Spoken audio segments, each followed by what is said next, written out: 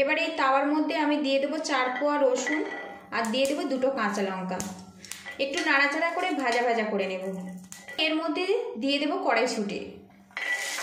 নমস্কার বন্ধুরা, আপনারা কেমন আছেন? আশা করছি সবাই খুব ভালো আছেন, আমিও ভালো আছি। আজকে আমি কড়াইশুঁটি দিয়ে একেবারে ইউনিক স্বাদের একটা রেসিপি শেয়ার করব, কড়াইশুঁটির পাতুরি। এই রেসিপিটা গরম ভাতের সঙ্গে জাস্ট কিন্তু জমে যায়। আমি কীভাবে বানাচ্ছি পুরো ভিডিওটি দেখার অনুরোধ রইল। আজকের রেসিপির জন্য এখানে দেখুন টাটকা তাজা কড়াইশুঁটি নিয়েছি। বাজারে এখন কিন্তু প্রচুর পরিমাণে কড়াইশুঁটি পাওয়া যাচ্ছে, সেটা আবার খুবই সস্তা। এই রেসিপিটা একবার এইভাবে বানানোর অনুরোধ রইল। এখানে দেখুন 1 বাটি পরিমাণে কড়াইশুঁটি নিয়েছি। আর বন্ধুরা, নির্দিষ্ট কোনো মাপ নয়, আপনারা কম বেশি করে নিতে পারেন। বন্ধুরা, পাতুরি বানাচ্ছি, কলা পাতা ছাড়া কিন্তু অসম্পূর্ণ। এখানে দেখুন টুকরো টুকরো করে কিছুটা কলা পাতা নিয়েছি আর ভালো করে এটা ধুয়ে নিয়েছি। আর অবশ্যই কিন্তু একটু নরম করে নেবেন, এতে ভাঁজটা দিতে অনেক বেশি সুবিধা হবে। তাওয়াটা যেহেতু গরম আছে, একটু এইভাবে ধরে ধরে চাপ দিলেই কিন্তু পাতাটা বেশ সুন্দরভাবে নরম হয়ে যাবে। আর হাতে গরম লাগছে, সেজন্য একটা কাপড় ব্যবহার করব। এইভাবে কলা পাতাগুলো তো নরম করে নিয়েছি। এবার এই তাওয়ার মধ্যে আমি দিয়ে দেবো 4 কোয়া রসুন আর দিয়ে দেবো 2টো কাঁচা লঙ্কা। একটু নাড়াচাড়া করে ভাজা ভাজা করে নেব। আজকের কড়াইশুঁটির পাতুরিতে আমি একটু রসুন পেঁয়াজ ব্যবহার করব। আপনারা চাইলে এটা পুরো নিরামিষভাবেও বানাতে পারেন। এইভাবে হালকা করে ভেজে নিলে রসুনের যে কাঁচা গন্ধ ওটা চলে যাবে আর সুন্দর একটা কিন্তু ফ্লেভার চলে আসবে। এবারে এর মধ্যে দিয়ে দেবো কড়াইশুঁটি। কড়াইশুঁটিও হালকা করে আমি ভাজা ভাজা করে নেব। এতে কড়াইশুঁটির মধ্যে যে রসটা আছে না, ওটা শুকিয়ে যাবে আর কড়াইশুঁটির মধ্যে যে একটা কাঁচা ফ্লেভার সেটা আর থাকবে না, হালকা করে সিদ্ধও হয়ে যাবে। এখানে কিন্তু কোনো রকম তেল ব্যবহার করব না, এইভাবে শুকনোতে নাড়াচাড়া করে নেব। বেশ কিছুক্ষণ নাড়াচাড়া করে কড়াইশুঁটিটা কিন্তু আমি ভাজা ভাজা করে নিয়েছি। কড়াইশুঁটির মধ্যে যে একটা কাঁচা গন্ধ ওটা কিন্তু চলে গেছে আর খুব সুন্দর একটা ফ্লেভার বেরিয়ে আসছে। আর এখন দেখুন কড়াইশুঁটির গায়ে হালকা হালকা পোড়া দাগ লেগে গেছে। এইভাবে কিন্তু রেডি করে নিতে হবে। এবার এগুলো আমি নামিয়ে নেব। এই তাওয়ার মধ্যে আমি তেল দিয়ে দেব। 1 চামচ পরিমাণে আমি সরিষার তেল দিয়ে দিলাম। দিয়ে দেবো 1/2 চামচ কালো জিরে। ফোড়ন হয়ে গেছে। এবার এর মধ্যে দিয়ে দেব পেঁয়াজ। আর বন্ধুরা, এখানে দেখুন পেঁয়াজটা একটু মোটা মোটা করে কেটেছি। খুব বেশি কিন্তু পাতলা করে কাটবেন না, একটু মোটা করে কাটবেন। পেঁয়াজটা এখানে আমি হালকা করে ভাজবো, খুব বেশি কিন্তু ভাজবো না, একটু শক্ত শক্ত থাকবে। আর এর গায়ের যে একটা কাঁচা গন্ধ ওটা চলে যাবে, সেই মতো কিন্তু রেডি করতে হবে। এবারে এখানে দিয়ে দেবো টমেটো কুচি। আর বন্ধুরা, টমেটোর মধ্যে যে দানা রসটা ওটা কিন্তু আমি বাদ দিয়েছি, শুধুমাত্র শক্ত অংশগুলো আমি নিয়েছি এখানে। আর এই টমেটো কিন্তু খুব বেশি নরম করে ভাজা যাবে না, হালকা করে এটা ভেজে নিতে হবে।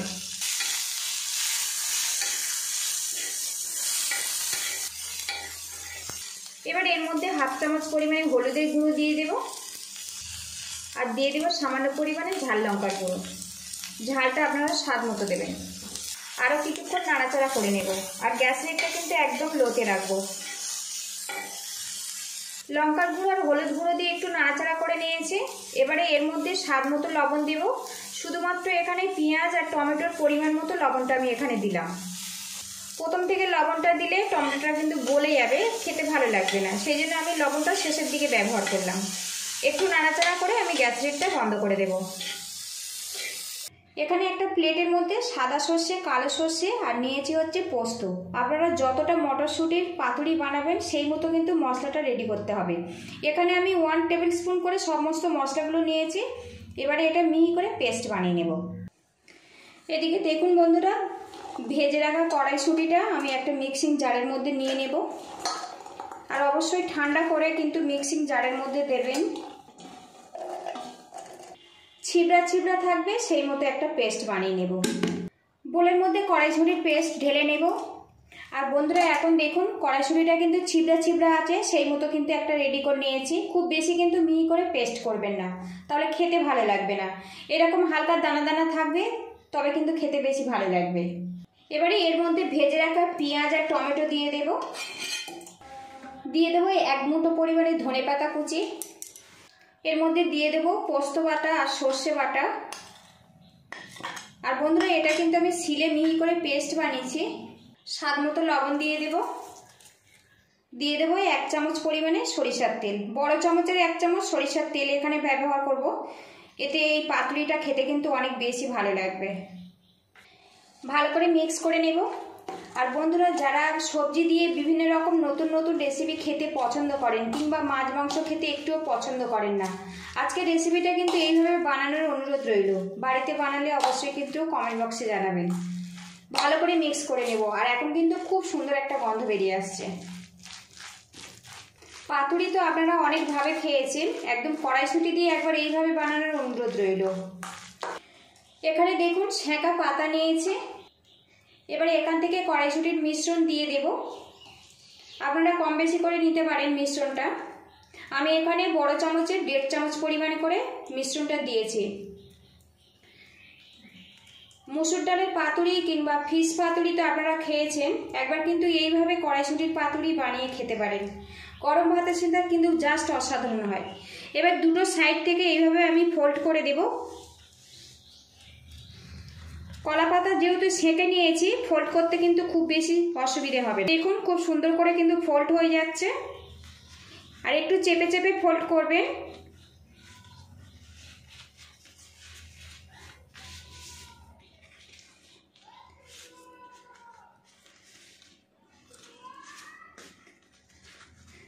তো দেখুন একটা কিন্তু ফোল্ড করে নিয়েছি, বেশ সুন্দরভাবে ফোল্ড হয়ে গেছে। এখানে দেখুন সাদা সুতো নিয়েছি, এইভাবে একটু বেঁধে দেব যাতে ফোল্ড না খুলে যায়। ফোল্ড ছাড়াও কিন্তু আপনারা এরকম বাঁধা ছাড়াও কিন্তু আপনারা এইভাবে ভাজতে পারেন। একটু সাবধানে ভেজে নেবেন, ভাজার পরে দেখবেন পাতাগুলো আপনি থেকে ফোল্ড হয়ে গেছে আর খুলবে না। আমি একটু বেঁধে ব্যবহার করছি। তো দেখুন বেঁধে নিয়েছি। এবারে এখানে যে সুতোটা রেখেছি কেটে দেব। কিন্তু আমার রেডি হয়ে গেছে, বাকিগুলো আমি এইভাবে রেডি করে দেব। এদিকে বন্ধুরা তাওয়াটা আবারও গরম করে নিয়েছি, এর মধ্যে সামান্য তেল দিয়ে দেব। তেলটা ভালো করে প্যানের গায়ে লাগিয়ে দেব। এবারে এর মধ্যে পাতুরিগুলো দিয়ে দেব। আর বন্ধুরা, আমি একদম সবসময় চেষ্টা করি ঘরে থাকা সামান্য উপকরণ দিয়ে নতুন নতুন রেসিপি শেয়ার করার জন্য। এই রকম রেসিপি যদি পছন্দ হয় তো প্লিজ বন্ধুরা চ্যানেলটিকে সাবস্ক্রাইব করে একটু পাশে থাকবেন। রেসিপিটা ভালো লাগলে যতটা সম্ভব শেয়ার করে দেওয়ার অনুরোধ রইল। সবগুলো পাতুরি আমি এইভাবে দিয়ে দেব, দিয়ে উল্টে পাল্টে কিছুক্ষণ ফ্রাই করে নেব। তো বন্ধুরা 5টা পাতুরি ধরেছে, একটা পাতুরি ধরছে না, এটা পরে ফ্রাই করব।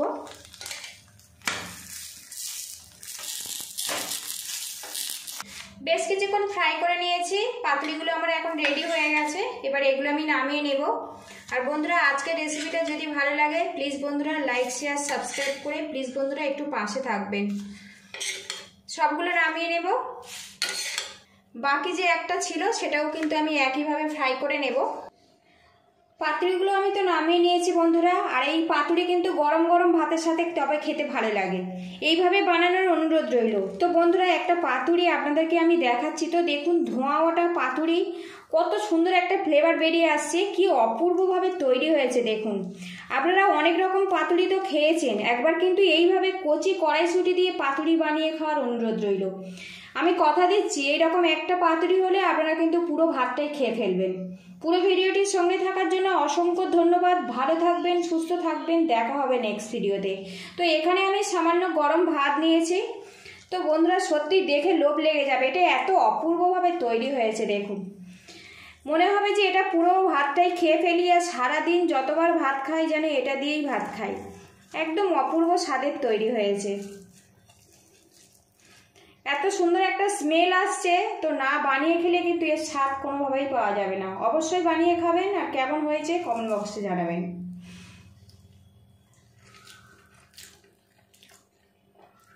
তো বন্ধুরা জাস্ট অসাধারণ, কোনো রকম ভাষা নেই, এত সুন্দর এত স্বাদ তৈরি হয়েছে।